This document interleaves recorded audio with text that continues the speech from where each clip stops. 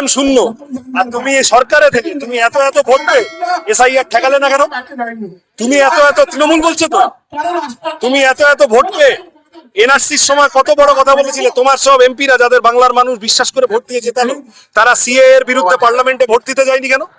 তুমি এত এত ভোট পেয়ে তারপরে যখন বিজেপি বাদরামো করছে তখন তুমি বললে কেন ওয়াকফ নিয়ে আন্দোলন করতে গেলে দিল্লিতে যাও? তুমি যদি এত এত ভোট পেয়ে থাকো তাহলে তুমি বললে কেন দুধেল গাই? তাহলে মুসলমান ঘরের ছেলে মেয়েগুলো সবচেয়ে বেশি পরিযায়ী শ্রমিক হচ্ছে কেন? তাহলে মুসলমান ঘরের ছেলে মেয়েগুলো সেই পরিবারগুলো সেই গ্রামেগুলোতে জব কার্ডের টাকা চুরি হচ্ছে কেন? 100 দিনের টাকা ঘরের টাকা চুরি হচ্ছে কেন? তাহলে মাদ্রাসা সার্ভিস কমিশনের এই ভয়ানক অবস্থা কেন? তাহলে বিশ্ববিদ্যালয়গুলোর এত খারাপ অবস্থা কেন? তৃণমূল মুসলমানের বন্ধু না, তৃণমূল মুসলমানকে বিজেপির চুজো দেখিয়ে ব্যবহার করতে চায়, আর আমরা বিজেপির বিরুদ্ধে লড়তে চাই। জ্যোতি বসু আমাদের বিজেপির বিরুদ্ধে লড়তে শিখিয়েছে। দাঙ্গাবাজদের বিরুদ্ধে লড়াই দুঃখীবাজ দিয়ে হয় না। বললে আপনার পাড়ার মসজিদ, আপনার গ্রামের কবরস্থান আপনি রক্ষা করতে চান, রাস্তায় দাঁড়িয়ে আন্দোলন করছেন। আপনাকে কি বললো? বললো ওই আইন তো দিল্লিতে তৈরি হয়েছে, সব আন্দোলন করতে হলে দিল্লি যান।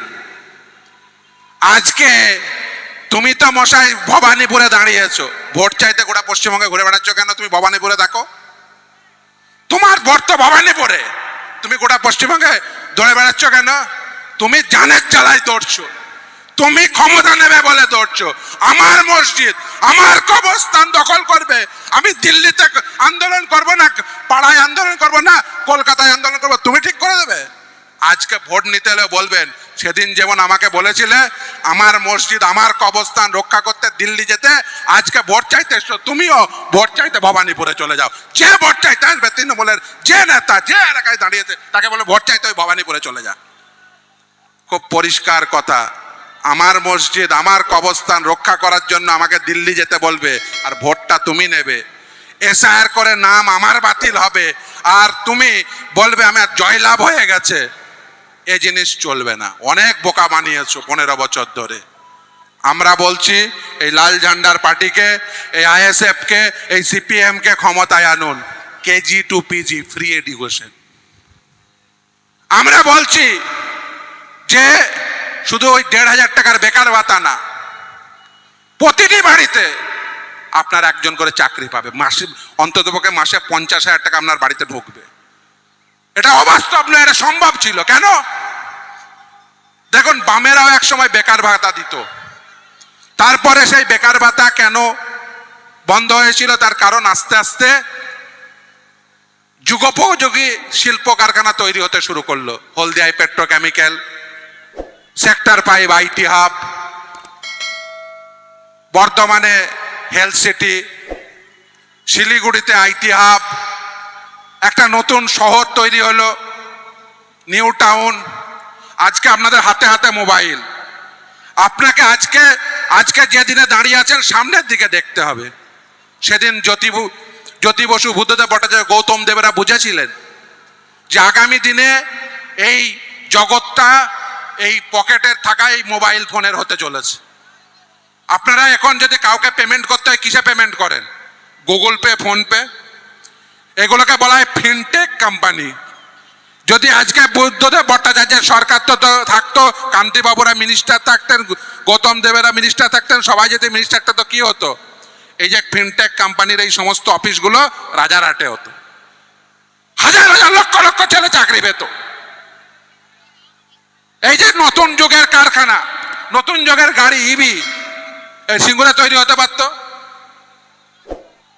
আপনি আজকে হেলথ সিটিতে আপনি অন্তত পক্ষে যে যোগ্যতা, কেউ হয়তো ঝাড়ু দিতেন, কেউ হয়তো তার যোগ্যতা অনুযায়ী হয়তো মেডিকেল টেকনিশিয়ান হতেন, হেলথ সিটিতে কাজ পেতে পারতেন। তাহলে একটার পর একটা প্রজেক্ট নেওয়া হয়েছিল যাতে শিক্ষান্তে কাজ পান। আর মমতা বন্দ্যোপাধ্যায় ক্ষমতা এসে কি করলেন? উনি প্রথমে শিল্প কারখানা তাড়ালেন তো ভালো কথা, তারপরে কি করলেন? তারপরে সরকারি ক্ষেত্রে যে এই যে এসএসসি টেট দেখবেন, আমি মামলা করি, ওরা বলে আমাদের বলে চাকরি খেকো। কেন বলে? তার কারণ সাদা খাতার মাস্টার দিয়ে 25 লাখ টাকা করে নিয়েছিল।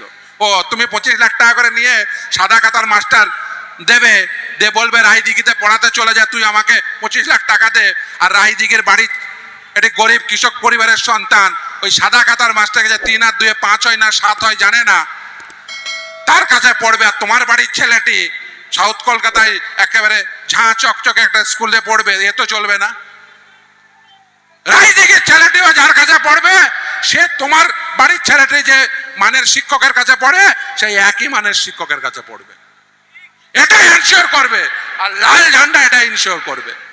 আগের এসএসসির মাধ্যম দিয়ে কারা শিক্ষক হতো? সব থেকে ট্যালেন্টেড ছেলে মেয়েরা, তারা রায়দিঘিতে আসতো শিক্ষক হিসেবে। আর মমতা ব্যানার্জি ক্ষমতায় এসে বলল টাকা দে আর শিক্ষকতার চাকরি নে। ও রায়দিঘির ছেলে মেয়েরা যারা গরিব কৃষক বাড়ির ছেলে মেয়ে, ওরা অশিক্ষিত ছিল, ওদের অশিক্ষিতই রেখে দে। ওরা শিক্ষিত হয়ে গেলে চাকরি চাইবে, তার থেকে ওদের 1,500 টাকা করে বেকার ভাতা দিয়ে ওদেরকে মুখ বন্ধ করে দেব না। আমরা তা চাই না। আমরা চাই KG two PG education, free education, প্রতিটি বাড়িতে একটি করে কাজ, সরকারি চাকরি অথবা ন্যূনতম কর্মসংস্থানের ব্যবস্থা। যতদিন না দিতে পারছেন ততদিন পর্যন্ত বাধ্যতামূলকভাবে বিভিন্ন সামাজিক প্রকল্পে তাদের অন্তর্ভুক্তিকরণ। তাই আমি সকলকে আহ্বান করব, বক্তব্য আর দীর্ঘায়িত করব না।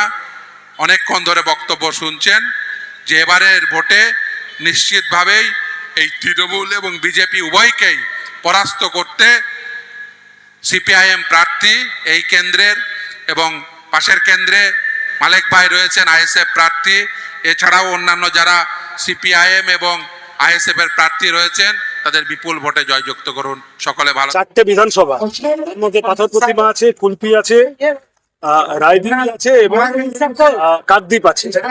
এর মধ্যে কুলপিতে আইএসএফ প্রার্থী, বাকি 3টেতে সিপিএম প্রার্থী। রায়দিঘিতে কান্তি গাঙ্গুলির ছেলে দাঁড়িয়েছে।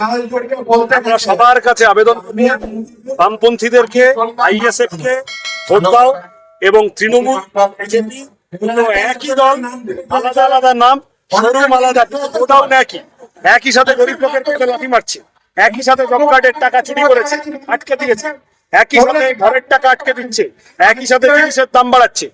ও রেলে চাকরি দিচ্ছে না, আর এসএসসি পেটে দুর্নীতি করছে। তাহলে এই দুটো দলের সত্য লড়াই, নকল লড়াই, তার মধ্যে না পড়ে থেকে রুচির কথা নিয়ে সামনে এসে মন্দির মসজিদের রাজনীতি বাদ দিয়ে সবাই বিধানসভার ভিতরে পাঠান, এবং সেই বিধানসভার ভিতরে পাঠানোর জন্য আজকে আইএসএফ নেতৃত্ব এসেছিলেন, আমরা সবাই এসেছিলাম। ধর্মনিরপেক্ষ জীবন জীবিকার কথা বলেন মানুষের, এমন লোককে বিধানসভায় পাঠাবি যে আজকে মিটিং এর আগের দিন সিপিএম এর ছেলেরা পতাকা মেরেছে, কোথায় আইএসএফ এর লোকেরা পতাকা মেরেছে, তার উপরে তৃণমূলের লোকেরা পতাকা মেরে দিচ্ছে, তা ওই আমাদের করা পতাকা ছেড়ে দিচ্ছে। কথাটার মানে কি? তার মানে চাপে আছে, ভয় পেয়েছে। তাই জন্যই তো কেউ যদি জিতবো ভাব করে, তার যদি মনে হয় যে সে জিতবে, তাহলে ওই লোকের পতাকা ছিঁড়তে। তার মানে তৃণমূল বুঝতে পারছে শেষের সেদিন বিজেপির বিরুদ্ধে লড়াইটা বিকশিত করার জন্য মাঝখান থেকে তৃণমূলকে সরিয়ে দেওয়া। তৃণমূল দিয়ে কিচ্ছু হবে, তৃণমূল বিজেপিকে ডেকে এনেছে। সামনে আসতে হবে। আমি পরিষ্কার গিয়ে আমরা মানুষের কাছে আবেদন করবো, নওশাদ সিদ্দিকী এতদিন একা লড়েছে বিধানসভার ভিতরে, জেল খাটিয়েছে, বিভিন্ন রকম ভাবে হেনস্থা করেছে, কিন্তু নওশাদ সিদ্দিকীর মুখ থেকে রুজি রুটির কথা, দলিতের কথা, আদিবাসীদের কথা, সংখ্যালঘু নিপীড়িত মানুষের কথা অন্য কিছু বলাতে পারেনি। এগুলোই উনি বলেছেন।